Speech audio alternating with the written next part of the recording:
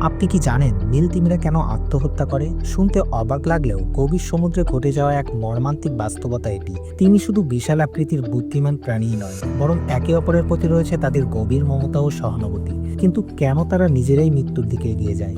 মূলত নীল তিমি যখন বৃদ্ধ হয় বা অসুস্থ হয়ে পড়ে, তখন শিকার করা তাদের জন্য অসম্ভব হয়ে যায়।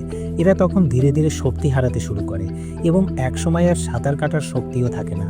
তখন তিমিগুলো নিজেদেরকে পরিবারের বোঝা মনে করে। আত্মগ্লানি, কষ্ট সবকিছু নিয়ে এরা খুব হতাশ হয়ে পড়ে।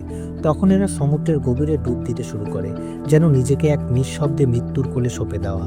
পরিবারের সদস্যরা তখনও তাদের বাঁচানোর চেষ্টা চালিয়ে যায়, কিন্তু প্রকৃতির নিয়মের কাছে তারা হার মানতে বাধ্য হয়। একসময় নিঃশ্বাস বন্ধ হয়ে আসে, দেহ নিস্তেজ হয়ে যায়, আর নীলতিমি চিরতরে সমুদ্রের গভীরে তলিয়ে যায়। এভাবেই মৃত্যুর মধ্য দিয়ে নীলতিমি তার অস্তিত্বকে বিলিয়ে দেয় প্রকৃতির চক্রে।